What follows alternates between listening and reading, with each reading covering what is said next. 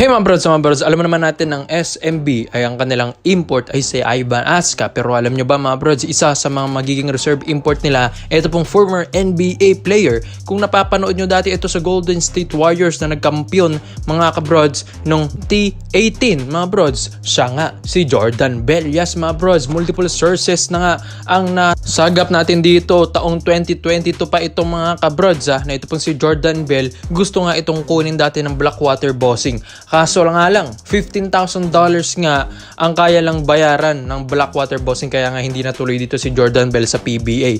Dahil ang asking price kasi ni Jordan Bell per month ay $40,000, which is sa peso ay 2.2 to 2.3 million pesos a month ang gusto nga dito ni Jordan Bell. So malinaw na ang SMC teams lang ang kayang kumuha ng mga ganyang amount sa mga imports mga kabrods. Kaya nga ito pong SMB balak nilang kunin din ito pong si Jordan Bell kapag itong si Ivan Aska ay nagkalat dito sa ating Commissioner's Cup. Dahil alam naman natin kung ikaw ay ang SMB fans, alam nyo na yan na ang SMB hindi ito mapakali sa isang import lang sa isang konferensya, di ba? Lagi silang nagpapalit ng mga 2 or 3 import based dun sa mga performance ng mga imports nila mga kabrods. Kaya nga ito pong si Jordan Bell, isa ito sa mga talagang magiging maganda sa SMB kung ito ang makuha nila, which is ang replacement import kung itong si Ivan Aska ay pangit ang performance niya. Isang 6'7" player ito pong si Jordan Bell at ang kanyang posisyon ay power forward talaga mga kabrods. Kasalukuyang nasa Indiana Mad Ants ito pong si Jordan Bell sa NBA G League.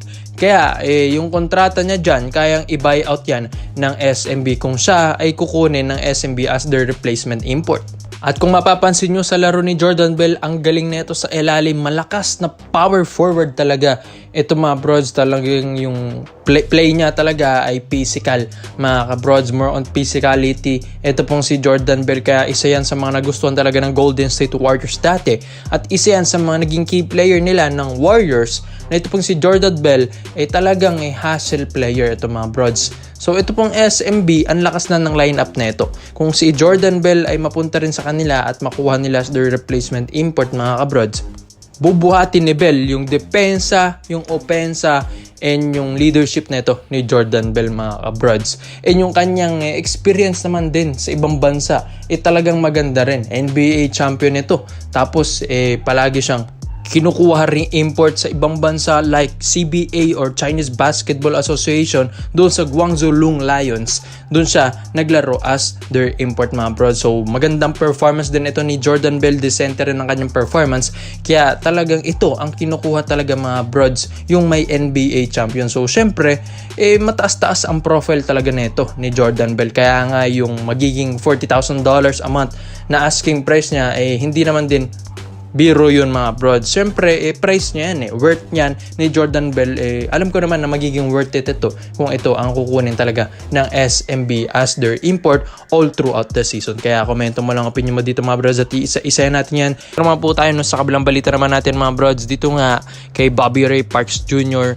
lalaruin na niya ang kanyang final year dito sa Nagoya Diamond Dolphins mga kabrods. At yun nga, kapag hindi na ito binigyan ng kontrata ng Nagoya, baka dito na umuwi si Bobby Ray Parks Jr. at gusto rin naman niyang bumalik ulit sa PBA. Yes mga brods, dahil mas ginugusto nga ni Bobby Ray Parks Jr. na mapakasama or makasama niya yung mga pamilya niya dito sa Pilipinas, lalong-lalo niya sa kanyang bagong girlfriend na si Zainab Harake, na isang famous influencer here in the Philippines mga brod. So ito nga pong si Bobby Ray Parks Jr., alam naman natin kapag dito siya sa PBA, syempre siguro alam nyo na kung sino or anong kuponan ang gusto niyang mapuntahan.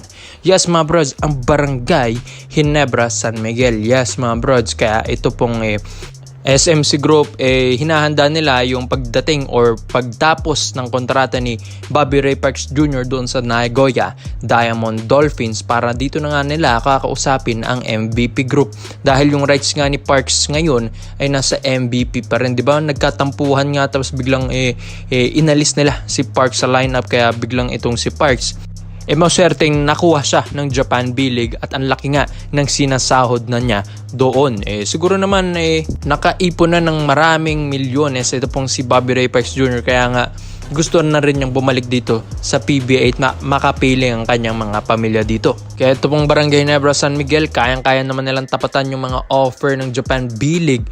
Kaya kung mapapansin nyo, walang SMC player ang nasa Japan B-League ngayon dahil ganyan kaalaga ang SMC management sa mga players nila kung saan binibigyan nila ito ng magagandang offer. Kaya ito nga pong si Bobby Ray Parks Jr. Mas gugustuhin na niya dito sa kanyang paboritong koponan na Barangay Ginebra San Miguel, at hindi pa nga ito nadadraft dati sa PBA mga brods. Ginebra na ang talagang gustong puntahan ni Parks at nagpaparinig na to dati sa social media. Kaya nga nung kinuha siya ng Blackwater Bossing sa PBA Rookie Draft, medyo nadismaya si Parks mga kabrods. Kaya ito pong Barangay Ginebra San Miguel, with or without Bobby Ray Parks Jr. naman, malakas na sila. Pero ang laking tulong lang din siguro kung makuha nila si Parks dahil syempre Japan B-League player na ito, yung experience doon ibang klase rin mga brods. Kaya nga 'di ba? Kung napapansin nyo, mga Japan B-League players pagdating sa Gilas Pilipinas, ang laki ng mga naitutulong din nila dito sa ating RP team. Kaya ito pong si Bobby Ray Parks Jr., ang laki na nga ng naging improvement nito. Nakita ko nga ang ganda ng shape ng katawan din nito ni Parks.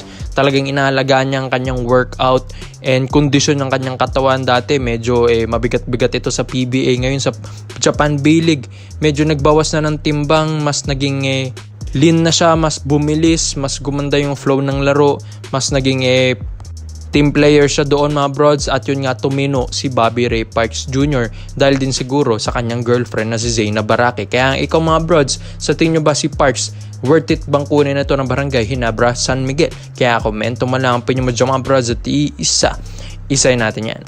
Kaya salamat po sa panonood mga brods, at this is our related highlights nyo lang.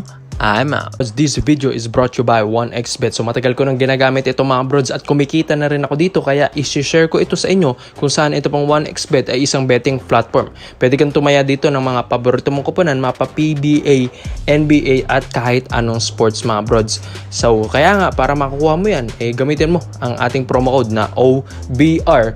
And yung link ay nandyan sa pin comment section sa ibaba mga kabrods. So ito pong 1xBet, huwag kayong mag-alala dahil may mga partnership na ito katulad ng FC Barcelona, La Liga at mga big companies like PSG mga kabrods. So get up to 7,000 deposit sa unang deposit mo pa lang yan and you can easily withdraw here winnings through Paytm, bank and other easy methods mga brods. So matagal ko na talagang ginagamit ito, kaya nga mga brods, mag-bet ka na kung saan gamitin mo ang ating promo code na OVR, and yung link nandyan sa pin comment section sa ibaba.